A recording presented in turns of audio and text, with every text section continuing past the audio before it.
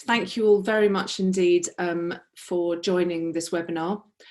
We're very glad to have you taking part, and it's obviously on a very important topic, which is how to get more emergency funding to charities, social enterprises and small businesses in the poorest parts of the UK. Before I kick off our discussion, I just need to alert you to a couple of things. I'm lucky enough to be working from home on Exmoor, where we do sometimes have temporary power cuts. If I disappear from the screen, my place will be immediately taken by Jamie Broderick, who's on the board of the Impact Investing Institute. So hopefully I'll be back soon, but hopefully that won't happen. But just to warn you in that case. We do know that many organisations, social enterprises, small businesses and charities are really struggling at the moment, and many are finding it impossible to access any of the government funding available, and all are having to think about different sources of emergency support. And for most in the social sector, that means grant or philanthropic funding. And last Thursday, the government announced £750 million of grant funding for charities. It's obviously welcome, but we know the need is much greater. So we're going to talk in this webinar about 2 emergency lending facilities for the social sector, charities and small businesses. But we will circulate links to other funding options and other schemes which we refer to during the webinar. We'll put that on the screen at the end and on the chat option. We'd also like you to post questions that you'd like to ask during the panel discussion on the chat option, and we'll try to answer as many of those as possible later on. This topic is a really it's a key part of what we do at the Impact Investing Institute, where I'm Chief Executive, where our focus really is on bringing more private sector capital to bear on social and environmental challenges. And we launched only last November, but the current crisis really has made it clear how incredibly important, it's really reinforced this message of how important it is to build resilient and fair societies where everyone can access adequate and affordable healthcare and a decent job. And our aim at the Institute is to encourage more impact investment for this purpose, so investment that delivers a positive social or environmental benefit alongside a financial return. So I'm very pleased today to be joined by the Chief Executives of Big Society Capital and Social Investment Business, Cliff Pryor and Nick Temple. On last Thursday, they announced the launch of 2 emergency lending facilities. And as I say, we will talk you through them today and then take questions. Cliff, if I can start with you. We know that the banks have committed to helping small businesses, households and other organisations through the financial hardship that this crisis is causing.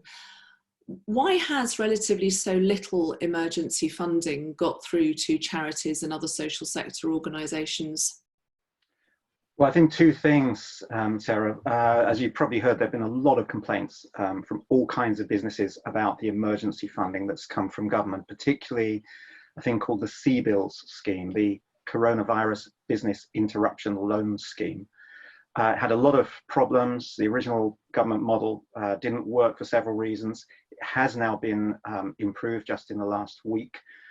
Banks have been very slow to ramp up on the delivery on this.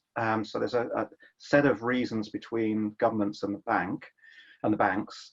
But it's also probably fair to say that quite a lot of charities and social enterprises don't have existing lending relationships with the high street banks. They may well have a current account, but not a lending relationship. Instead, they may look to the social banks and the social lenders instead. So what we're trying to do, Big Society Capital and Social Investment Business, is putting money for loans through the social banks, through the social loan funds, where there's already familiarity and trust. And certainly our investment teams have been working absolutely non-stop to get the funds ready to launch. The first one hopefully in the next week, which will be based on the CBILS scheme, but with the new revised approaches, which I'll talk about in later, I think. Can you just quickly describe what the two facilities that we're talking about today actually are, and what Big Society's role has been in developing, Big Society Capital's role has been in developing them? Sure, yeah. Well, just to start on the you know, what is the situation out there? Massive challenges for social enterprises and charities. Some having to mothball, furloughing their staff. Some have got more demand than ever, but they've also got the income to cover it. Many have got demand but have lost income. Most need grants, as you've said, but loans can help some social enterprises and charities. By no means all, and I have to be absolutely frank here, loans are not revenue. Loans can't replace revenue. Loans can only help if you believe you will have revenue, whether that's now or later, and where you might be looking for bridging finance, working capital, investment to pivot your model. You know, it's that kind of thing. So Big Society Capital, we're working on two new funds.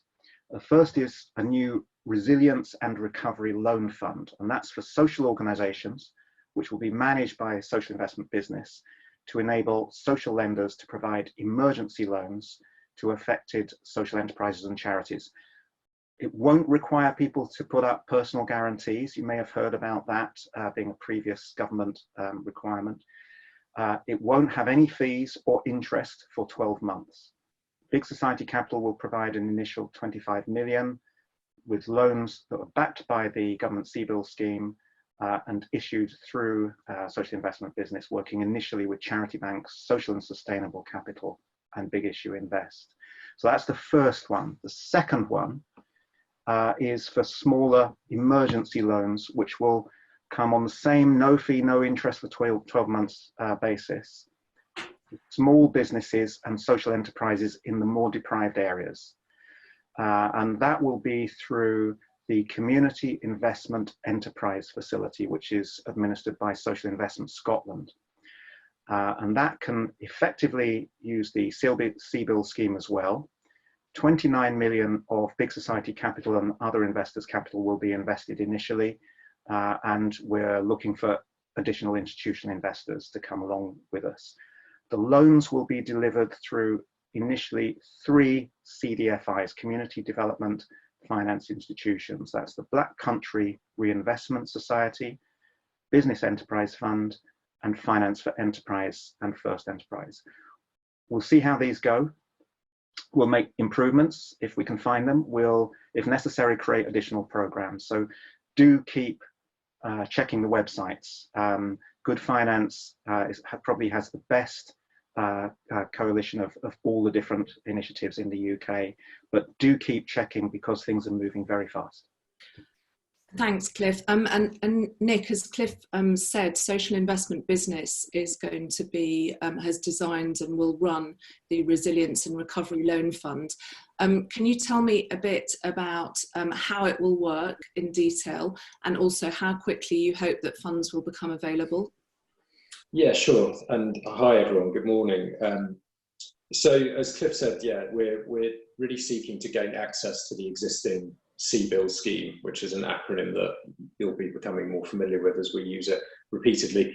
And that is about government support for SMEs. As Cliff said, it's interest free and fee free for the first year, but they are loans, so they will need paying back. I think we're anticipating them starting at 100K, 100,000 to 500,000 to be confirmed.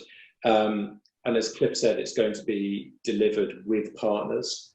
So trying to use that experience and expertise of the social investment partners. So Big Issue Invest, Charity Bank, and Social and Sustainable Capital to start with.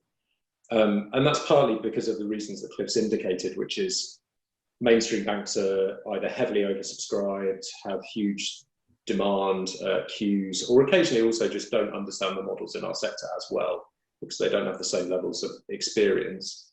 We're aiming to open to applications probably at the very start of next week, if not this week. And we're going to aim to turn things around. Obviously, we're aiming at turning it around within about 3 weeks, hopefully less. And and people will be able to make inquiries both via those partners that I've listed, but also directly via the Social Investment Business website, where we'll have the eligibility and the details, and people will be able to check that out. We'll be adding details to the website this week, and as people can probably appreciate, it's been developed at speed, which means that the details are emerging for us as we pin down everything as we go. Yes, and just to repeat for everyone's benefit, there will be links to these websites in the chat and on the screen at the end of this call. Nick, I mean, can you tell me what sort of organisation the fund is really designed for, and do you have any estimate of what the total need is going to be? So in terms of which organisations, I mean, I guess the clue is very much in the name of the scheme, so it's business interruption. And, so organisations facing a problem because their expected income and activity has been delayed or disrupted by the current crisis, and that a loan may help with this, providing the working capital they need. So that could be an organisation needing a loan to bridge till it receives some government payments, contracts, possibly even furlough payments that have been delayed. Could be covering delay in trade payments. But it also, as Cliff indicated, again, could be a loan to meet increased demand or scale up an existing model. And we're seeing both, obviously, in the current climate for the reasons that Cliff mentioned. I think it won't be for refinancing existing investments, because it can't be.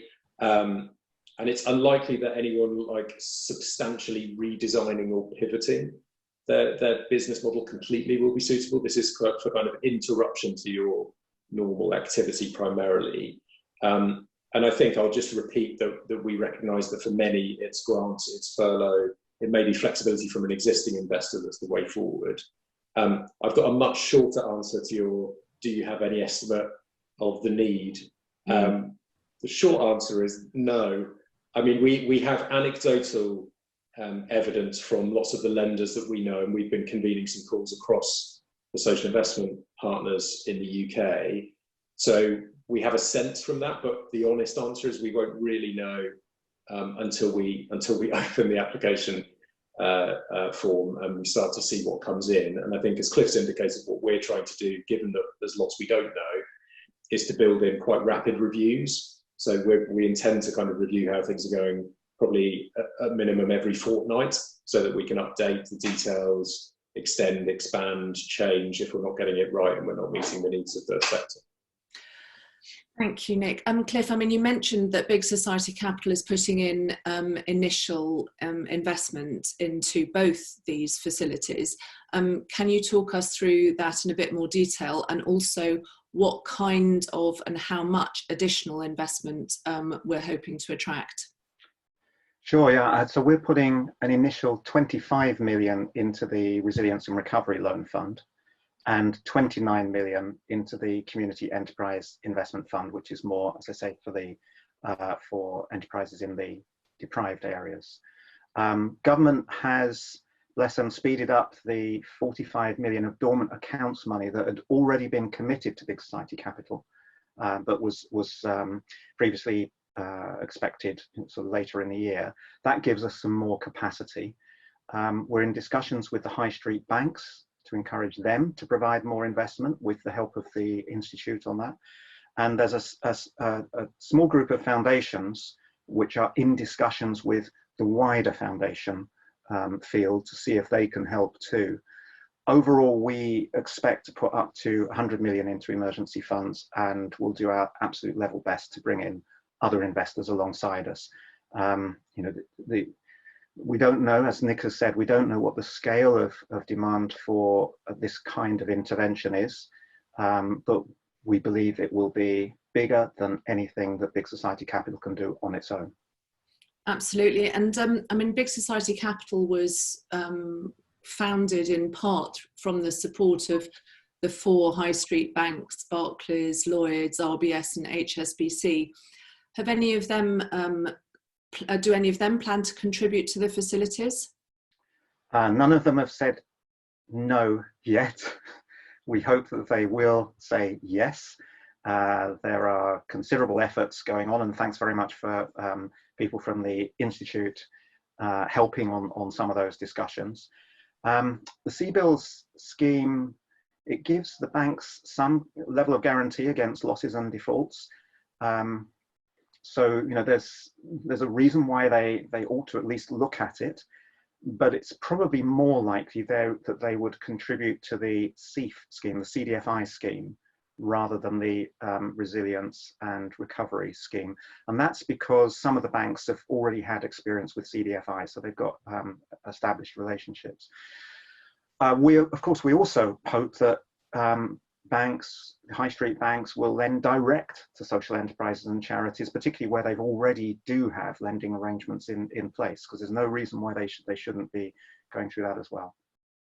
I mean, I think it's fair to say that, I mean, the funds, the facilities that have been set up, I mean, they provide an easier way and a more protected way for banks to get money to this sector than perhaps more traditional routes. Yes, that's absolutely the case. And in terms of the CDFI model, there's the community interest tax relief as well as the CBILS scheme, which really gives them a lot of, the banks a lot of comfort. And I've really hoped that they would come into that program. You might ask, why would they come into the resilience and recovery program when they're already, you know, doing their own CBILS scheme? That might be a question. I would still say, though, that you know, many of the banks don't really understand social enterprise and charity business models, and social enterprises and charities likewise often don't have established relationships with high street banks. They would know more from the social lenders. So we would still hope that the high street banks would do something on both of the programs. Yeah, absolutely. And I mean, I think, I mean, obviously there's a massive need for funding to get organisations through the immediate challenge they're facing. But I think we all recognise there's going to be a long recovery period after the immediate crisis has passed. And I know that both of you have been thinking very much about that. I mean, Nick, how are you balancing the need to get emergency funds to the organisations you work with against the long-term need to finance the recovery? Yeah, so I think it's one that all funders and investors and intermediaries really are thinking about a lot, I think. So my stock phrase here is that it's a marathon and a sprint, which is quite difficult to train for, I gather. So, you know, on the one hand, we have to respond right now. There's urgent need, and that's clearly what the fund we've been talking about is trying to do. On the other hand, there will also clearly need to be, you know, different funds and things that come after that, and hopefully when we emerge in whatever way from the current situation. So, I mean, I think in terms of emergency funding on our side, in addition to the Resilience and Recovery Loan Fund, we're working with a range of partners such as Access Foundation, Power to Change, and the Youth Endowment Fund, all of which are involved in grant giving and working on emergency grant responses to their respective sort of constituencies. I think after that, then we will have to look at models again that, you know, build resilience and enterprise, that help organisations get back on their feet. I think business support will be as critical to money in lots of those scenarios. And I think, you know, there's things we knew already, which is about patient money for longer term rebuilding in places and communities that need it most. I think one thing that's been very clear to me in the last few weeks is, you know, local social infrastructure and the organisations that operate seems more critical than ever, and we need to invest in those if we're going to help those who need it most. So for me, that's kind of some of the thinking we're giving, but it is a balance, and it's a difficult one to strike at the moment because of the scale of the need and also the urgency of it as well. And Cliff, I mean, Big Society Capital has limited liquidity. How are you balancing those immediate crisis requirements against the longer term need to rebuild and recover? Well, absolutely. And you know, our investment team have been hugely busy working on these new programs, but our finance team have been equally busy on a total full-on replanning exercise because we'd already fully committed on 600 million of our total capital. So what we're looking at to be able to help in this emergency and the recovery is calculating how much of that will actually be drawn down? How quickly will returns come back in? Can we repurpose some loans? What can we do with our existing pipeline of commitments? What modeling can we do to get a sense about likely defaults? And out of all of that, we reckon that we've got around about 100 million that we can put into the sector for this emergency. Now that will leave us with less money for the future. We've typically been lending 80, 90 million a year, and that will have to reduce to perhaps 40 to 60 million for a few years, unless we can bring in additional capital, of course. It is, I mean, as Nick said, it's absolutely vital that we help in the survival phase, and the survival phase is, you know, it's has to be really, really immediate. Charities that I'm involved with, you know, I'm very aware that, you know, something that's in 2 months' time is absolutely no use. You've gone bust already. You know, it's got to be quick. It's got to be quick. But it's equally important that we're there for the revival, not just the survival, to help social enterprises and charities rebuild, grow their vital work.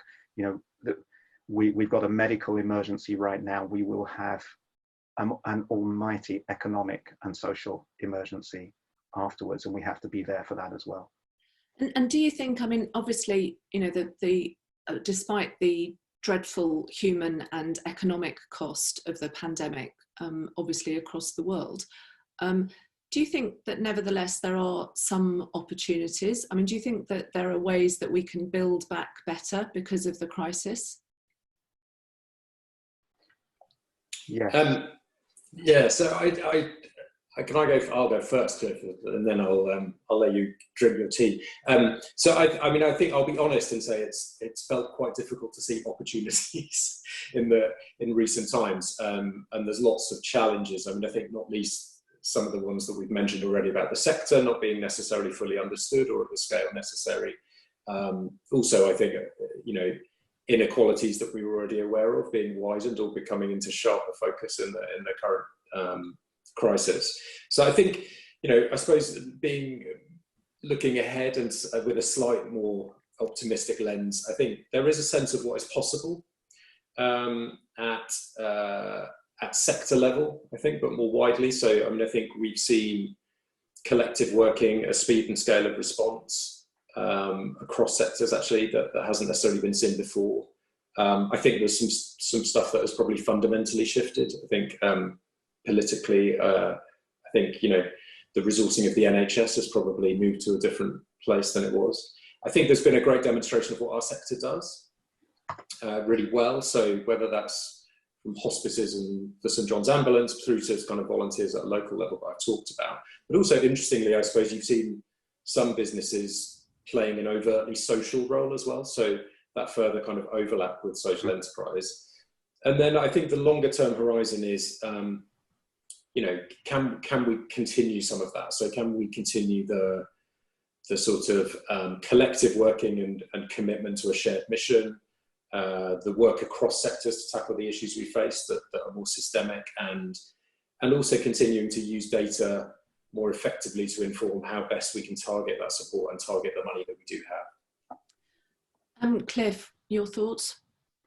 Yeah, I think in amongst, you know, terrible times for many charities and social enterprises, there will be positives. The innovation and agility of social organizations is absolutely fantastic, and we're already hearing about all kinds of, you know, repurposing, particularly, you know, how you go from a sort of face-to-face organization or a premises-based organization into virtual activity. Some really imaginative approaches there.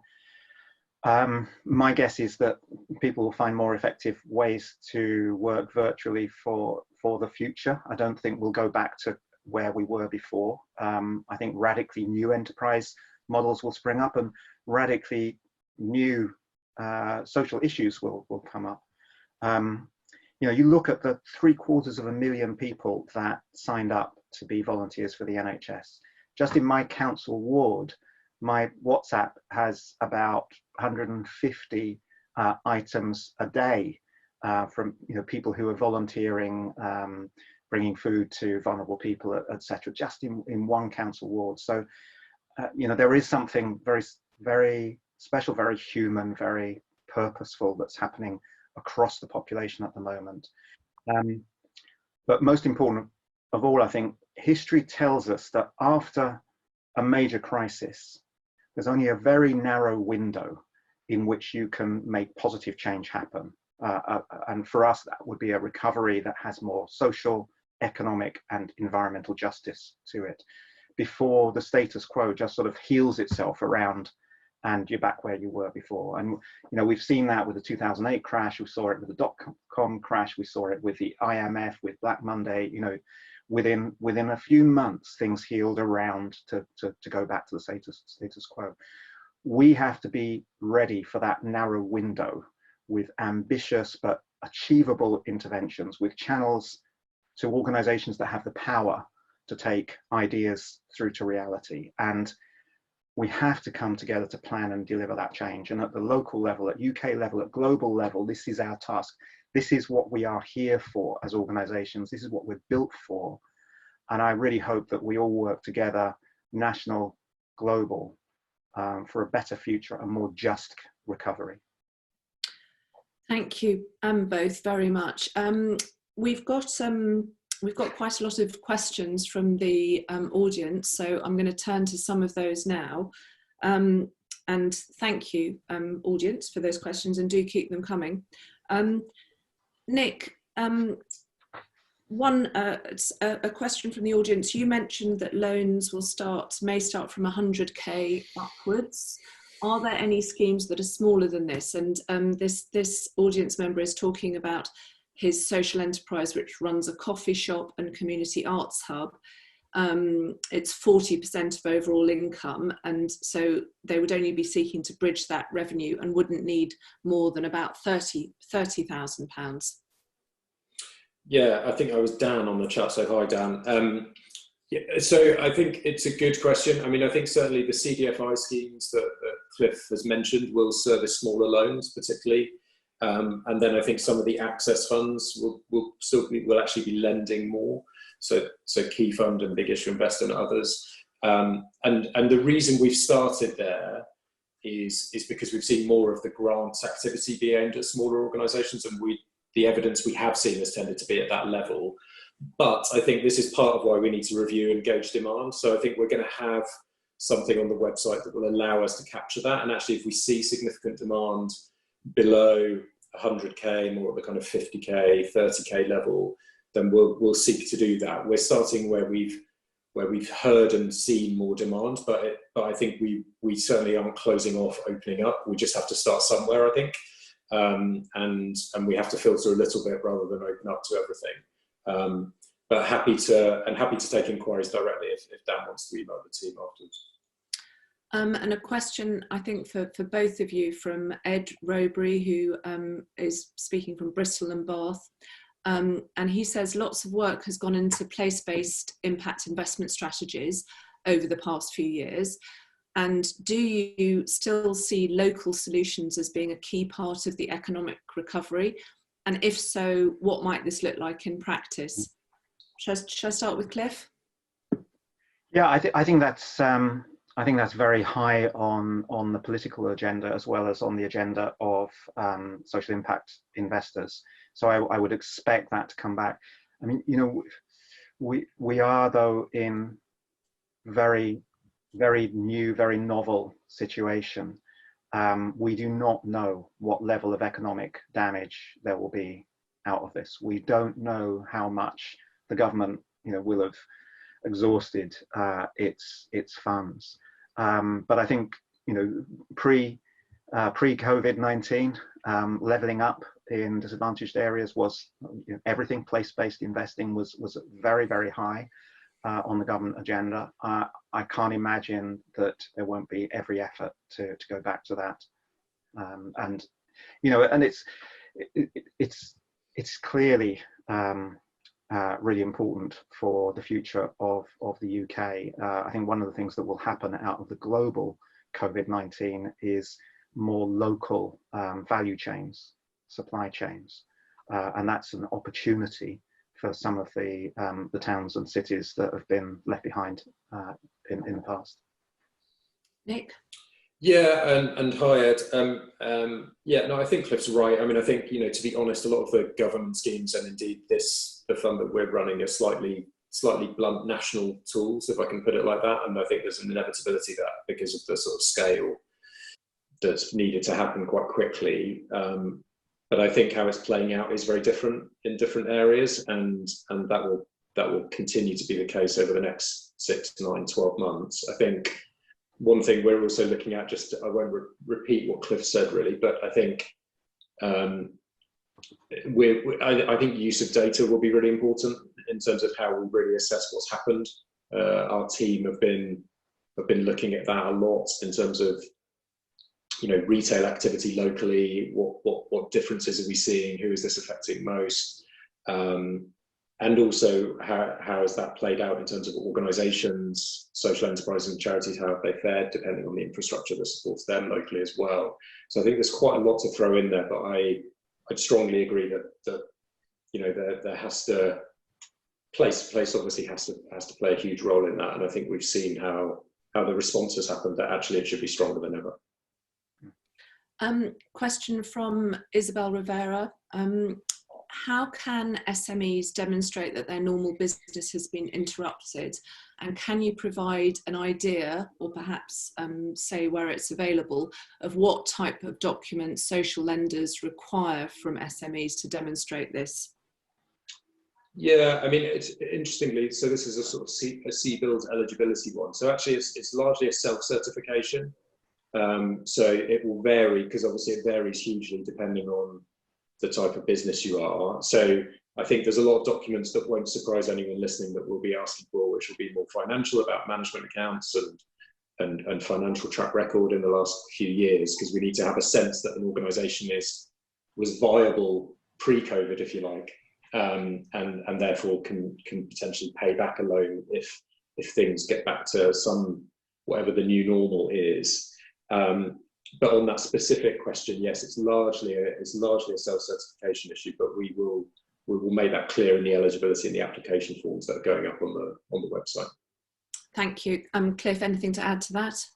Well, just to say, you know, Nick's mentioned we're trying to get this within the week, but get your paperwork ready now. Don't wait for it to be ready. You get ready to get all your financials and your arguments about, you know, why you're viable in the longer term, but you need this money because of an interruption in what you're doing.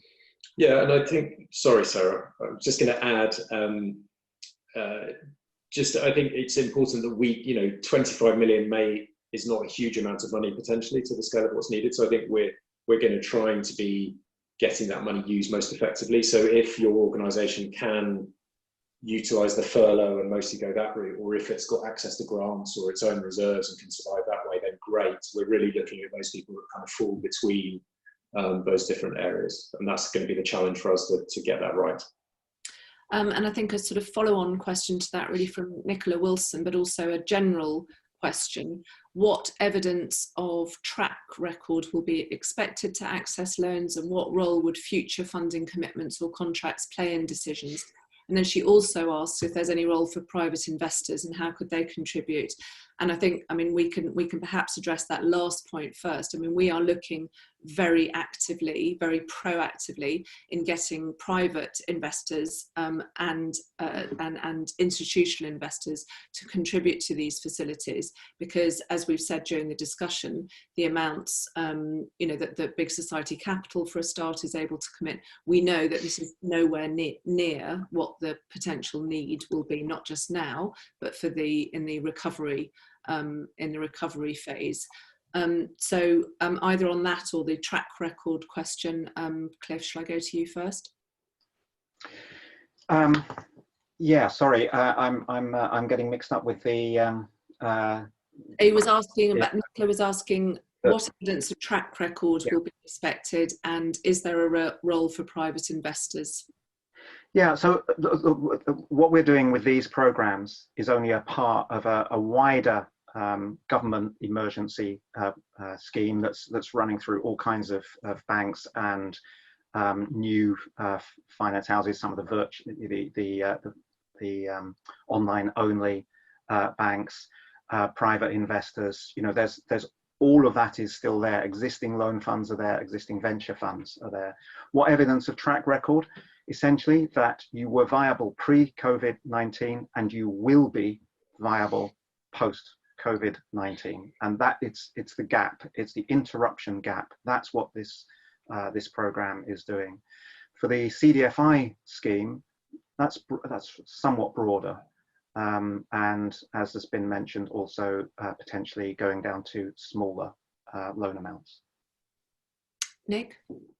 Yeah, nothing much to add. I mean, I think, you know, Cliff's right. I mean, I think we'll be looking, you know, we'll be looking at the track record of over the last couple of years. You know, has it been viable? Has it been working? Can it? And then, yes, we'll want some sort of sense of what is coming up. But I guess, you know, we'll also have to be accepting that, to be blunt, no one really knows what's coming up. So, yes, some sense that were things to return to normal, whether that's government in the way that it contracts and commissions or spot purchases, or whether that's other activity that earns income will recommence.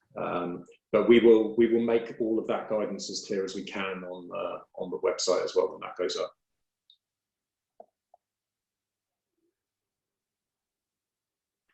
Sarah, I think your screen might have frozen there.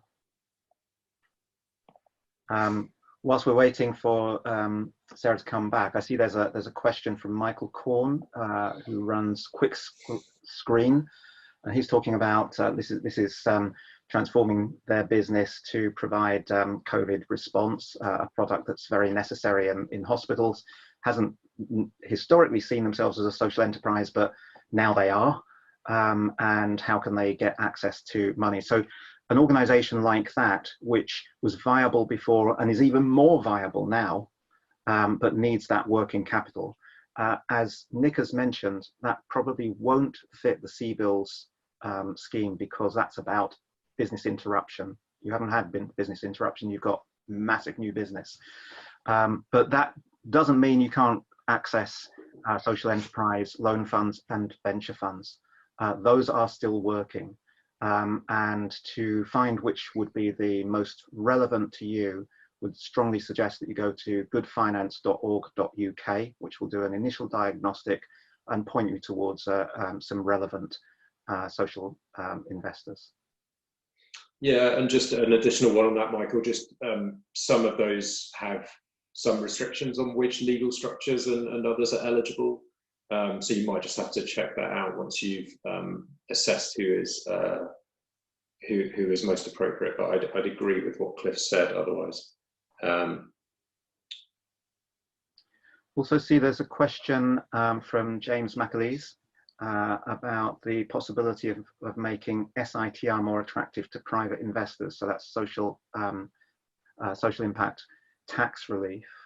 And SITR was subject to review last year, and we are still waiting to hear from the government whether improvements to the tax regime will be offered. I can't imagine, to be frank, though, that it's top of their priorities at the moment. Whilst, you know, we really want SITR to be improved, I think that's going to be after the crisis rather than before. You clearly didn't miss me at all. I'll just move on to a final question, if that works. Just do I don't think you got to this during my temporary absence, but Cliff, it's really a question for you in your about the job that you're about to do as Chief Executive of the Global Steering Group on Impact Investment. Could you share any information on similar initiatives that are happening in other countries in terms of help providing funding for small businesses and social enterprises and charities? Yeah, thanks. Absolutely. And pretty much every country in the world has got something that's rather like the CBIL scheme, i.e. some kind of business interruption loan scheme. Some have been actually, looking at the UK model. Canada, for example, took a look at the UK model to help convince their government in Canada that that this is the kind of thing to do. But actually, across the world, I was looking recently at Build Bangladesh, which is their program for what is actually a desperately poor country in a real crisis, because its industry was very much about garment making, and they can't sell their garments anywhere. So huge numbers of people have lost their income. But there it is, a very poor country, but they're developing very similar interventions, both for individuals like our furlough scheme and also business interruption schemes. What we're also seeing is that social impact organization, Global Impact Investors Network, to the venture philanthropy networks in Europe and Asia, and international bodies like the OECD and the UNDP are coming together. I hosted a meeting of 10 of the largest organizations just over a week ago, and there is absolute joining up to tackle this crisis, both in terms of the emergency right now, the survival phase, and also being ready for that narrow window for change, for a better future in the recovery space. So yeah, it's there are plenty of webinars that you can join from just about every time zone that you choose, some of which are really useful because you'll find ideas that that haven't yet come to the UK. Thank you, Cliff. And just to make clear, there's much more information on that, on international initiatives and efforts, and also on the 2 lending facilities that we've been talking about today, on our website, impactinvest.org.uk, where you can find links to Big Society Capital and Social Investment Business, and a list of other resources for philanthropic, charitable and financial initiatives that have been developed in response to the crisis. So that we've just dropped the link into the chat, or if you just go directly to our website. And this webinar will be posted on the website, and it will be the first of several which we're going to be running over the next few months. So do get in touch if you'd like more information. And we do appreciate you making the time to take part today when this is such a difficult and challenging moment for many of you in the audience. We do believe, as we've discussed today, that there are some opportunities for building back better, building a better, more humane society when this is over. And we will be doing everything that we can at our 3 organisations to help support and achieve that aim. So I'd just like to say a very big thank you to Nick and to Cliff for taking part, and to you, the audience. Thank you.